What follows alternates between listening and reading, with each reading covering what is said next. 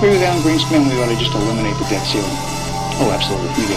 The ability of almost every working American to access more credit than they should have been able to masked the underlying fact that lower and middle class incomes were not rising. That's not a tenable strategy. Isn't now the time to eliminate it? Oh, it would have been time, a long time ago to eliminate it. Let's put aside terrorism.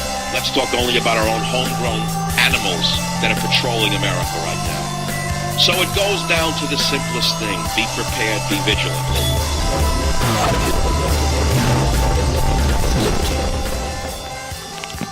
Life is the greatest of all stories. No one can pen a plot twist the way the life of the average American can. Forgive me, last night's live show got canceled due to some technical difficulties with Blog Talk Radio. Something I can't really control a whole lot of. To be honest with you, everyone involved with that show was at about 55%. You see, let me elaborate.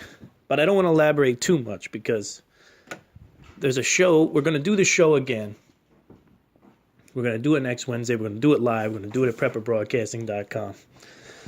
And it's going to be focused on the flu.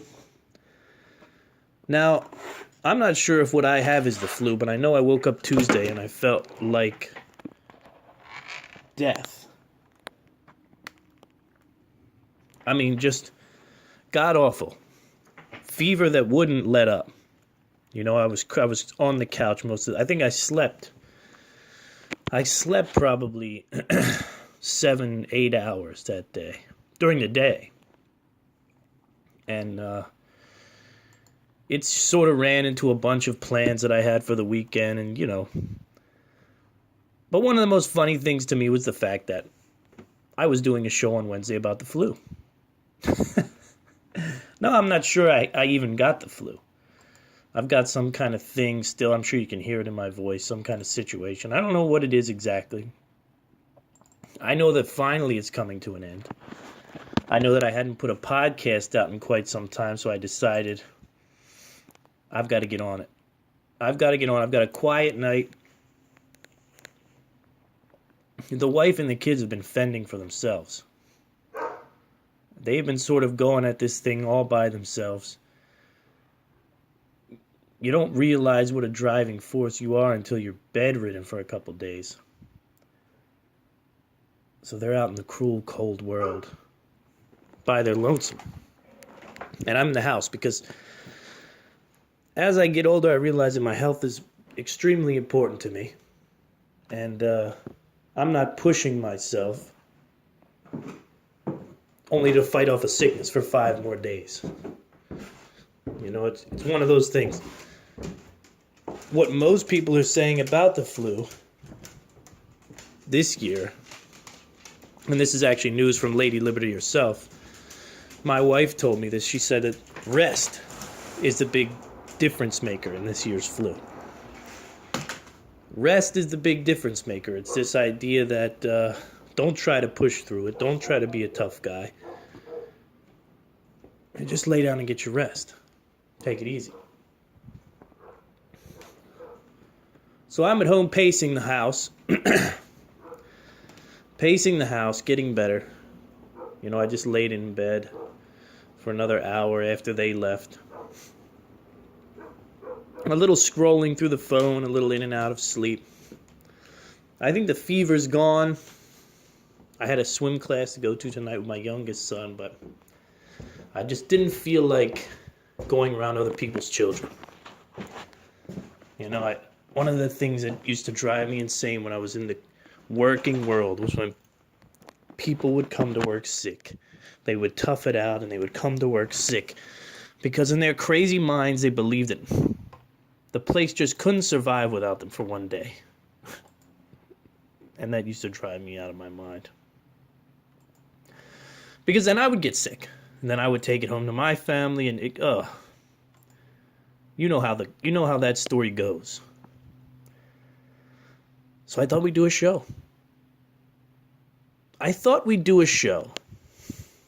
And there's a ton of news. Right? There's a ton of news. I don't think I could do any political news. I'm just kind of bored with it. Trump is doing a good job. If you look at depending on what lens you look through the nation, you cannot deny the fact that Trump is doing a good job with the economics of the nation. Right? He's pushing a certain kind of success and economic progress that you can't deny. You just can't deny it. He's got things done that we thought would never get done. What does that mean? Is he perfect? Of course he's not perfect. Right? The job isn't perfect. No one can ever be perfect as the president. I do like this picture of Barack Obama smiling with Louis Farrakhan up on the Drudge Report, though. That's a pretty good one. God, we missed that Obama. If you're not fluent in some of Farrakhan's wonderful, peace-loving speeches, you should go listen to him. Go bring him up. Go bring him up and see how he feels about people who look like you and me. It's a scary thing. Drone-assisted fishing reel. Now that's probably worth looking at. I think they spelled reel wrong. Oh, drone-assisted fishing is real. Who in the world? Well, listen, the big story for me, it has nothing to do with what's on the Drudge Report. None of it.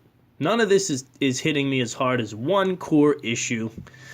And as I was writing it today, in a small 150-word explanation of a posted article on another website, I wasn't thinking about how great it is that the Home Depot employees are receiving a $1,000 tax bonus due to the tax reform. It's a big deal. Now, Pelosi came out and she called it crumbs. Right? She said it's crumbs. It's nothing. Don't you love that?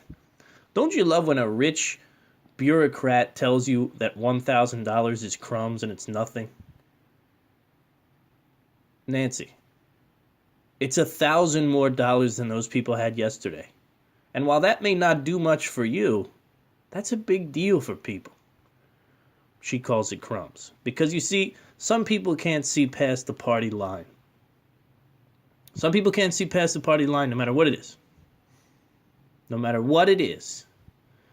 Suspect dressed as mailman robs and duct tapes victim. That's hilarious. At gunpoint in front of infant son. In Philadelphia, no less. In Philadelphia. And when are you going to get your concealed carry? You know, I crack myself up. I spend a lot of time at home. And my gun's always on me. And I say to myself, sometimes, you know, you're getting paranoid in your older age, Jim. And then I read a story about a man getting duct taped in front of his 9-month-old son at gunpoint on Wednesday afternoon. And I say to myself, yeah, that's why. First of all, you're not getting into my house, postal worker or not. And I think that should be everyone's goal. Jones says that the suspect pulled out a gun and forced the victim inside his home, zip-tying and pistol whipping him. We don't believe it was a postal worker that committed this robbery, but somehow this person got a hold of a uniform. They got away with $5,000 cash and an iPhone 7, as well as both car and house keys. You know, there's just... The guy who showed up was 5'10" with a thin build, wearing a black hooded jacket, black gloves, black mask, black sneakers. You opened the door to this dude. Oh, there was more. The first suspect was in the postal deal. 5'5" in his early to mid-50s. 5'9", stocky build, wearing dark hooded jacket, black gloves, dark blah, blah, blah, blah. Third suspect. So there's 4 suspects. Lovely.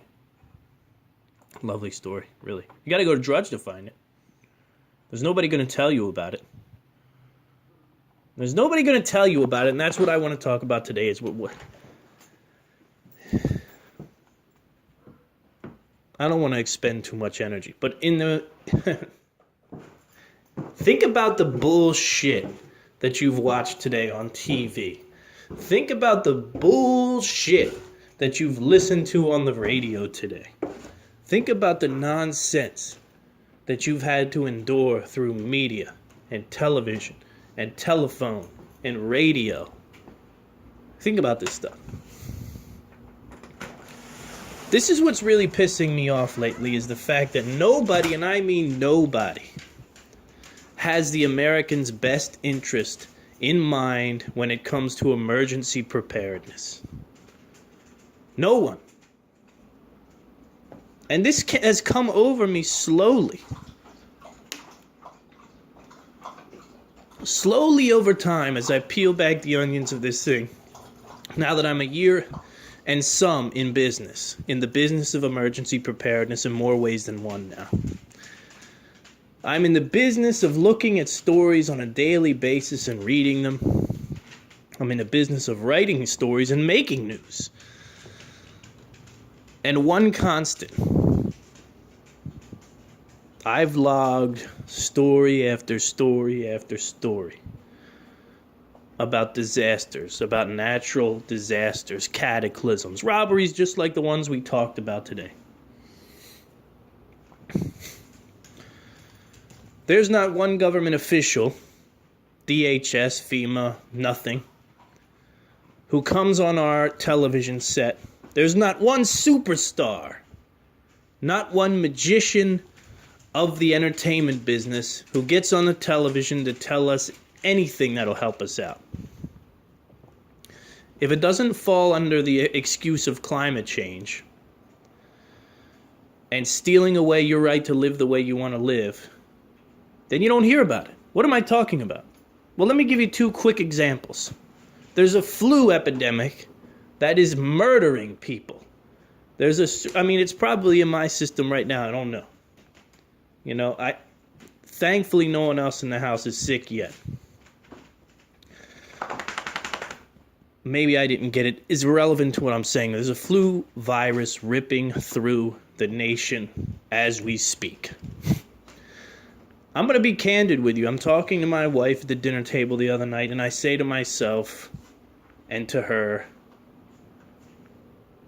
I've had more crazy viruses in the last 4 years of my life than in my whole life. As a kid, I'm in better shape now. I'm not in contact with hardly anyone in comparison to what I used to do for a living.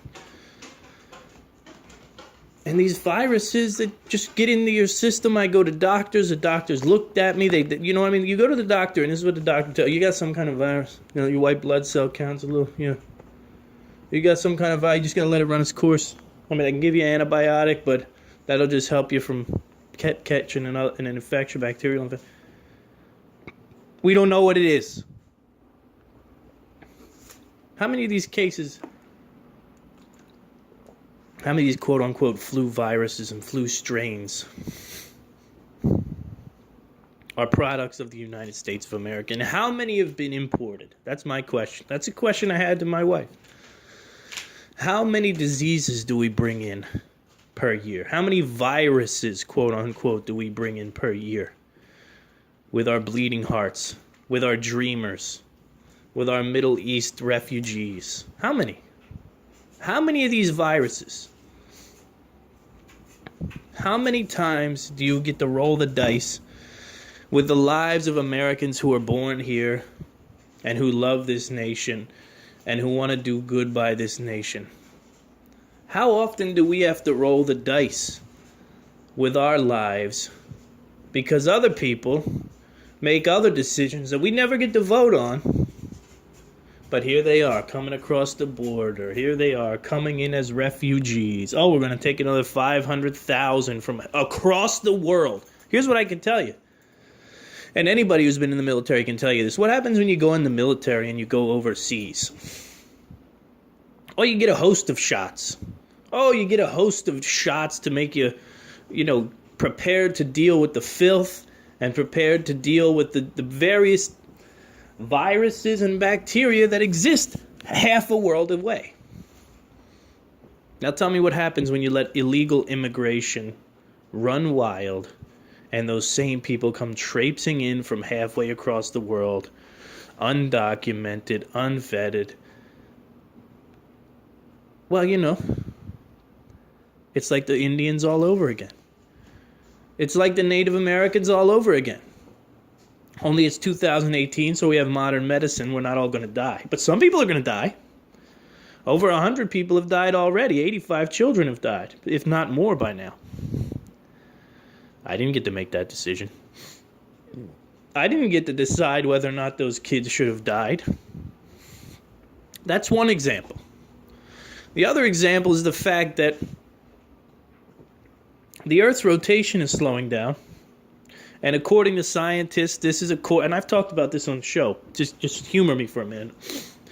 Scientists believe that this is going to cause an uptick in seismic activity in places that we don't normally see it.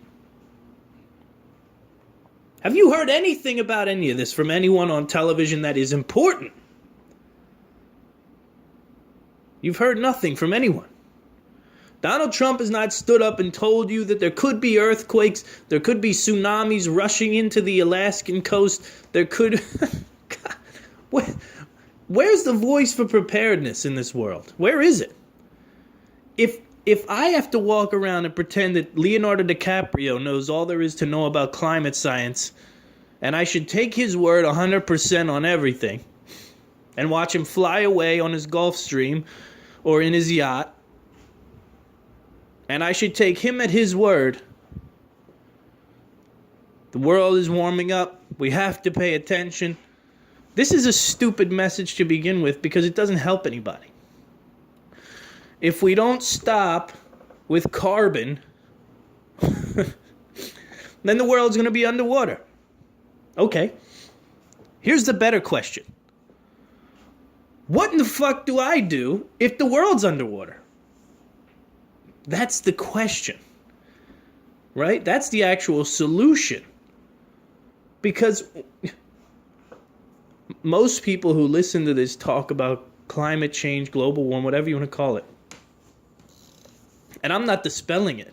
It's very hard for me to believe that you can have 8 billion people, 8 billion monkeys on the planet, burning coal, burning this, burning that, putting their trash in big hunks all across the world, filling mountains with radioactive waste,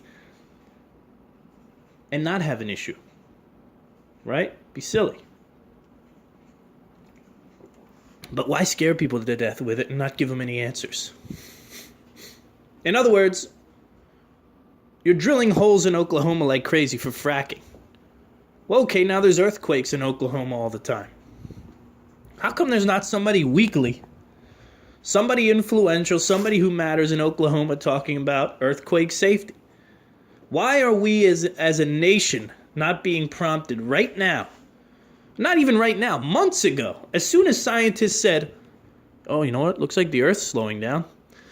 The rotation is slowing down very minutely, won't do much, but I think we're going to see an uptick in earthquakes in 2018, primarily in places that we don't usually see earthquakes. Oh, and by the way, there's a large, Mount St. Helens is getting a little aggravated as well, and there's a giant bubbling mass of magma underneath New England.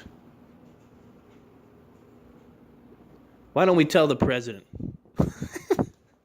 Why don't we get somebody out there talking to the people? Very basic stuff.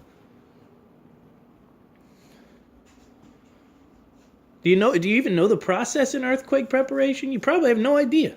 Most of you listening probably live in an area like, why do I even need to know this? You need to know it because an 8.5 magnitude earthquake, now granted, this is in the Ring of Fire, so it kind of makes sense a little. An 8.5 magnitude earthquake hit off the coast of Alaska. Nobody said anything! If I didn't see it on YouTube, I wouldn't even know it had happened. President didn't come out. Nobody came out and said, okay, let's talk about this slowing of the Earth's rotation because obviously things are happening. No, there'll be another one. I think there was another one today, right? Was it a small one off the coast of California or something, I think.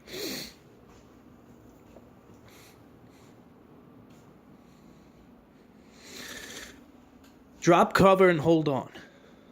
Yeah, if I'm correct. I haven't looked at it in a while, but I'm pretty sure it's something along the lines of drop cover and hold on. I'll tell you about it because I know I'm your only hope. Because I know there's no FEMA director going to get up on the TV screen on prime time. No one on prime time is going to let him come on. You're not going to interrupt Law and Order to have some guy come on and tell you how to survive in the event that an 8.5 magnitude earthquake comes for your house and your life and your children and your wife and your husband. We can't interrupt Dancing with the Stars for a legitimate risk that you're facing. No FEMA director, no DHS, nobody comes up on the internet, on Twitter, on Facebook Live, nothing, no YouTube, nothing, to tell people, hey, this flu is out of control. Here's what you can do to be healthy. Here's what you can do to avoid, and they give you the same right, wash your hands. Okay, well, I got it now. What do I do now? No, they don't tell anybody anything, so everybody who coughs runs to the hospital. And then people who aren't in the hospital freak out, and what do?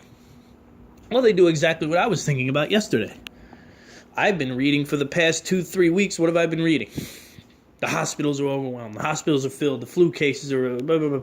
Even in my own hometown, I just saw the news talking about triaging people to various hospitals through ambulance. So what do you say to yourself? Okay, well, if my little 2-year-old son gets the flu, first of all, I'm not going to know if he's got the flu, right? If he gets his fever, he gets sick, he starts puking and stuff. Do I take him to the hospital? Do I really want to take him into a bastion of disease with his frail immune system at 2 years old? No, but you've caused mass hysteria because you've left a vacuum. Listen, there is a giant vacuum, and maybe I should write the president. Maybe I should write the FEMA director. I don't know. Maybe I should. Maybe it's a hole that I need to fill or that somebody that I know can fill. But I can tell you right now, as we forge forward in this thing, no matter how cool you are, no matter how much money you have, no matter how influential you think you are and how untouchable you think you are, no matter how simple a life you think you live, there are things happening on this planet, and there are things going to happen on this planet, most likely in our lifetime. And this is barring war. This is barring man-made disasters. There are things that are going to happen on this planet that we need to stay ahead of, and we need to be prepared for. And giant sweeping messages have to hit swaths of humanity. And they have to hit these swaths of humanity through media that makes a difference. You get what I'm saying? So it can't be some old white-haired guy, white guy who everybody hates already. Right? You turn the channel, you see old white-haired white guy, 90% of the population, he probably owns slaves, turn him off.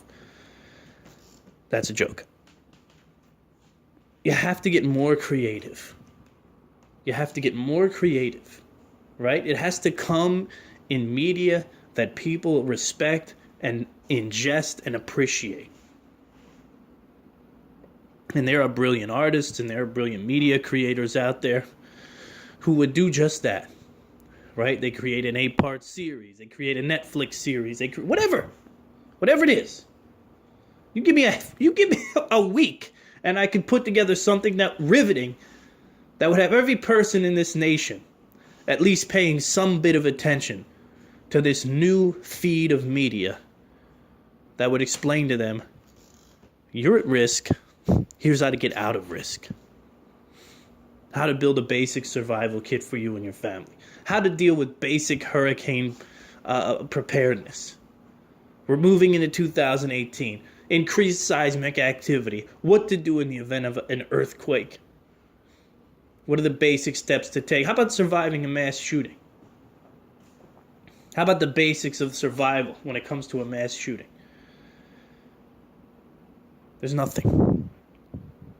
I read the stories every day.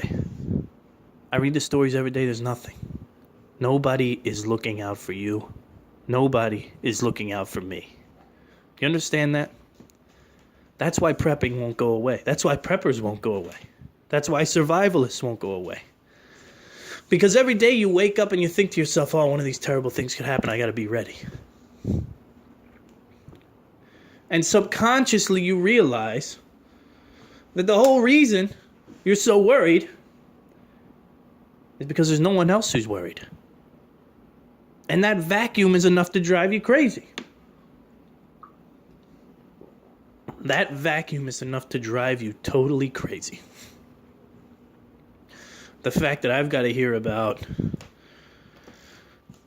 all the nonsense that I hear about on a day-to-day basis. I got to listen to people coming up and crying about all the problems that they've faced in their acting careers and all the issues that they've dealt with, and I've got to hear about how much a better world it would be if men just disappeared, and I've got to hear how much a better world it would be if white people would just shut up, and I got to hear about what an amazing place it would be. Can we cut half of that out? It's laughable. Can we cut half of that out and just say, listen, the scientists have figured some stuff out. The H2N3, or H3N2, I don't remember what it is. It's particularly powerful. You have to rest. You have to stay out of work. You have to keep your kids out of school. You have to be very careful with this flu. People don't want to read it on MSN.com. They don't want to read it as a side note on Yahoo.com. No, they want someone official to come out and say, look, this is what you can do before you get it. This is what you can do if you get it. This is what you do after you get it. We got to have a better plan. You know, if we're worried about 300 well-armed people, which is what America is, 300 million predominantly well-armed people getting into a situation of panic, if that's what we're really worried about, that's what we should really be worried about, well, we're doing a really bad job at sort of cutting that off. We're doing a really bad job of heading that off at the pass, and Mr. President, I'm up for the job if you want a solution.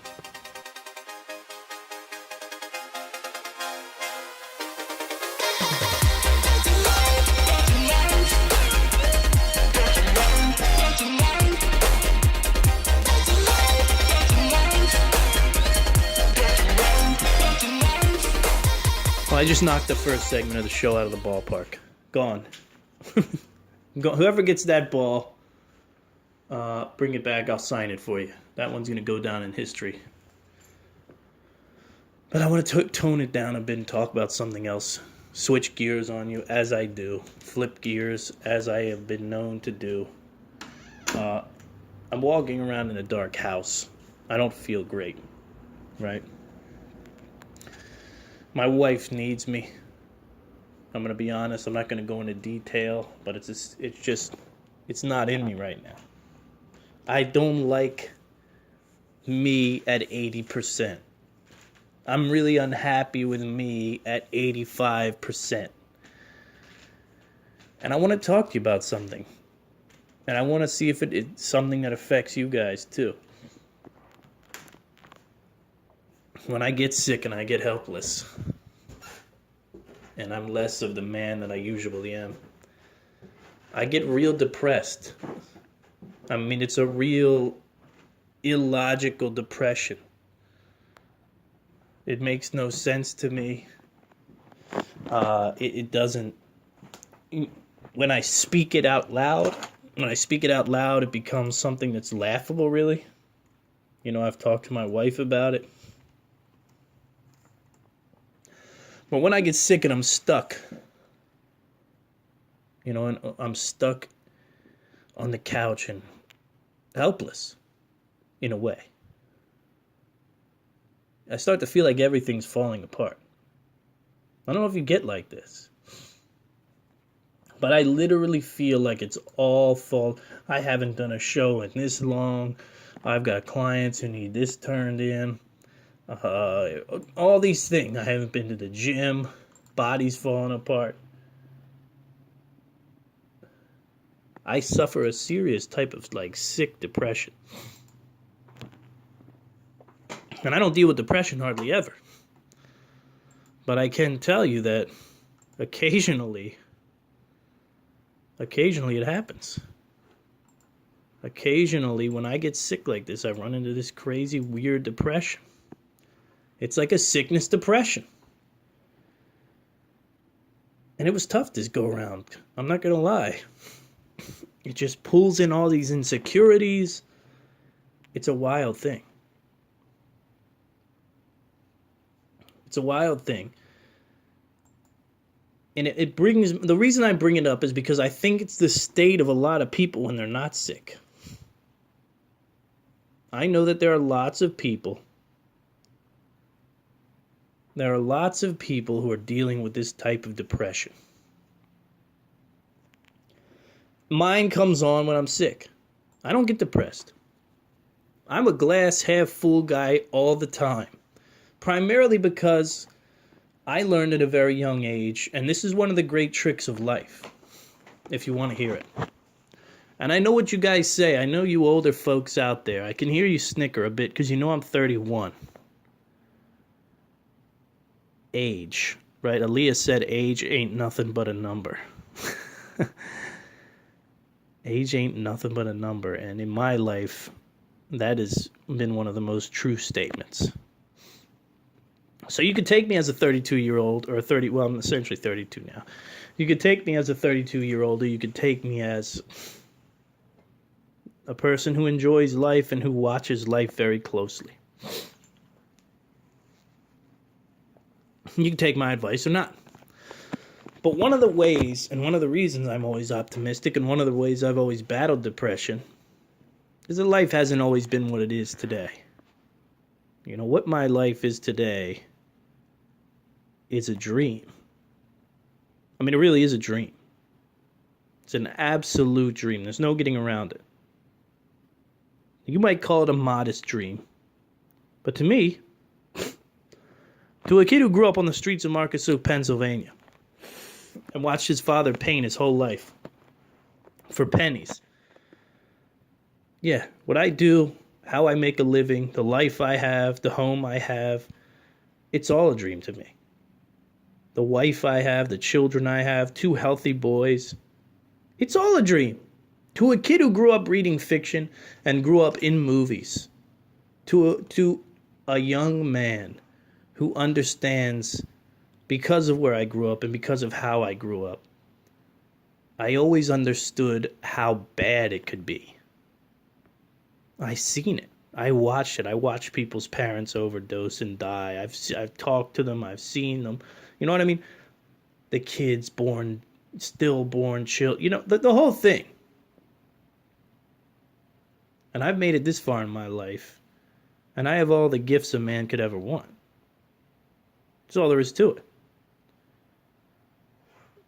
But that doesn't make me immune to depression either. You know, people who have nothing, they think depression comes easy.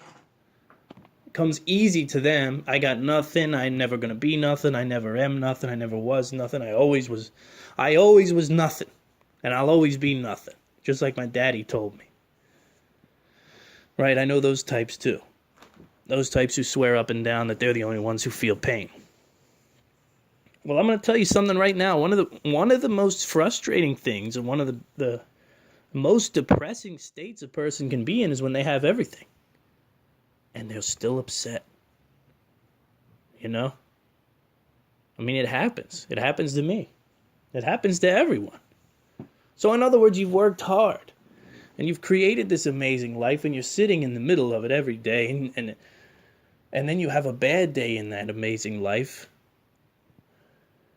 And if you're not careful, you can go down a very steep spiral because you realize, I have everything. What am I upset about? Well, it doesn't matter what I'm upset about because I'm upset.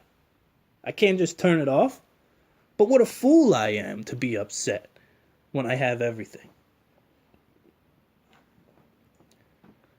It's a very real thing.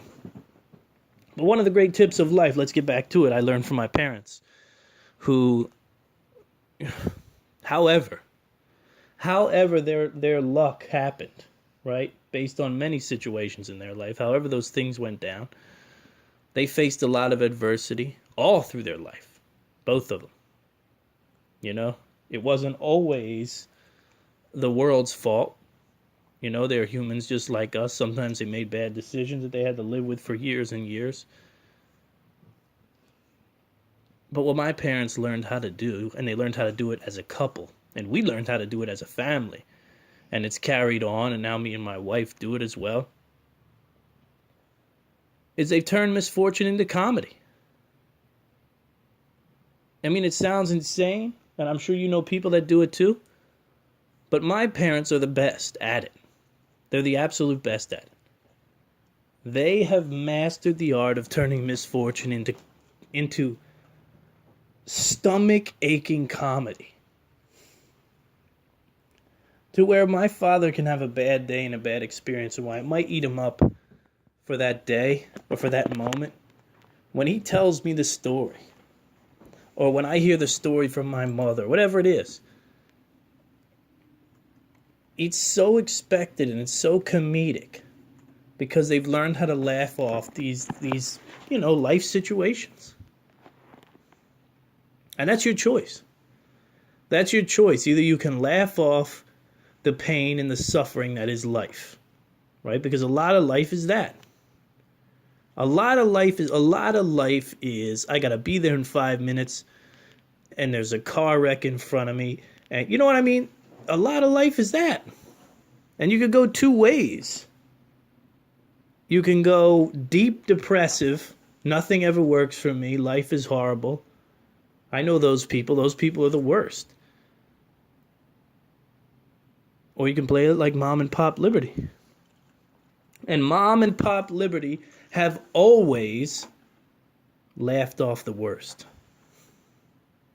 Not laughed it off in a way, that they shrug it off, but in a way that they make the misfortune almost predictable. And they laugh through it, and they smile through it, and they get through it. And then we look back on it, and we laugh even harder. And you learn that that's what, as a little one, as a child, you learn that that's what happens in life. You learn that these things happen in life. Or you can eat pills. You can go that route, or you can eat pills. It's up to you. If you want to eat pills and become a zombie, then I'd prefer you not listen to the show anymore. Because you're not getting what you need out of it. I'm failing you. If you'd go in the direction of, I'd rather eat pills and forget about it all, then forget it. Turn the show off. I've failed you. I failed you completely. There's an interesting article up on prepperwebsite.com. 10 home security secrets from Venezuela. That's funny enough that I have to click on it. Now, am I going too long on this show? See, this is an organic prepper article, and they are always top quality. It's written by J.G. Martinez.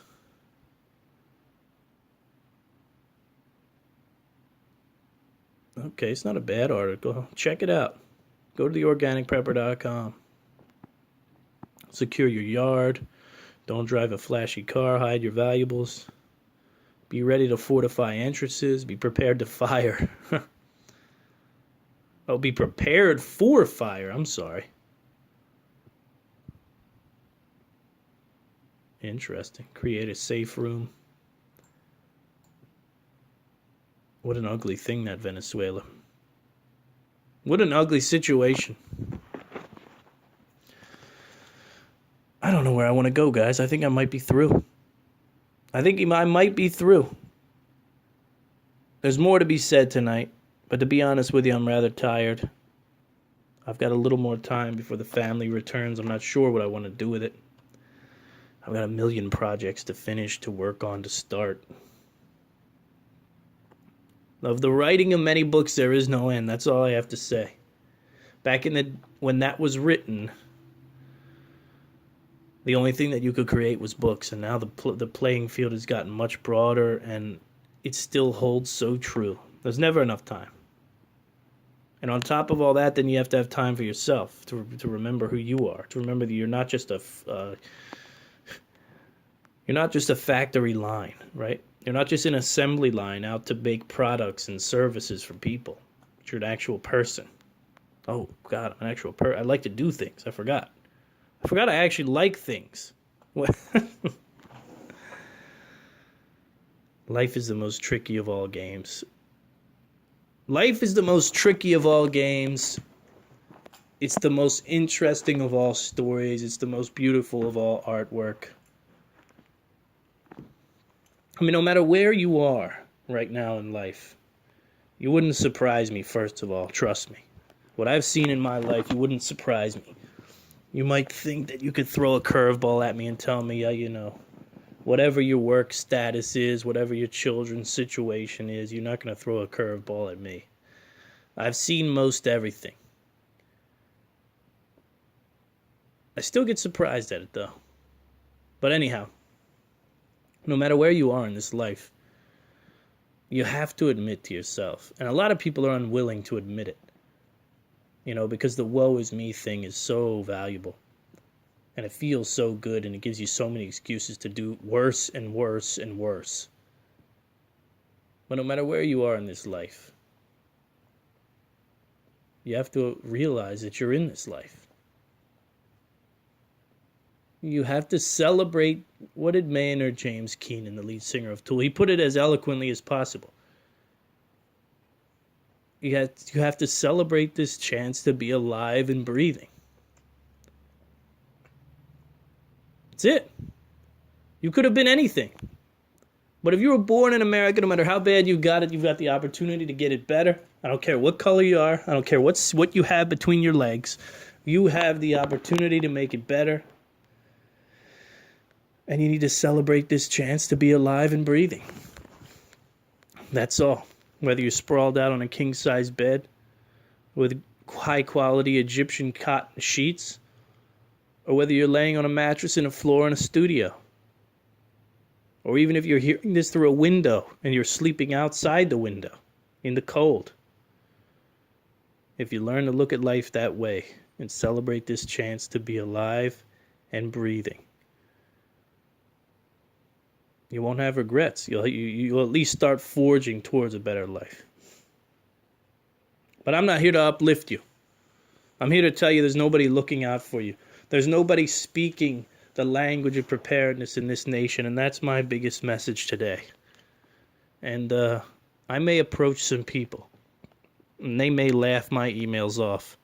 But you know what? When you become a writer and you start doing marketing for people, and you start sending queries to magazines, you become well acquainted with rejection. And when you become well acquainted with rejection, then you become even more...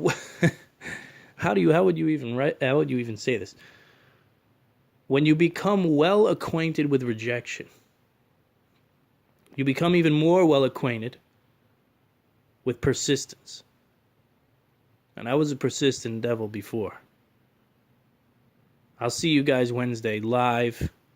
We're going to have Gabe on from My Oil Journey, and we're going to talk essential oils and battling this flu. And I can tell you I've been using them, and they've been working. And he's going to tell us more about what you can do and how you can do it. And it's going to be a great show, and I've got a great story for you at the head of that show that you won't even believe. And I apologize to all of you who were there live Wednesday night, and we had the technical difficulties. We'll see you then, so be there.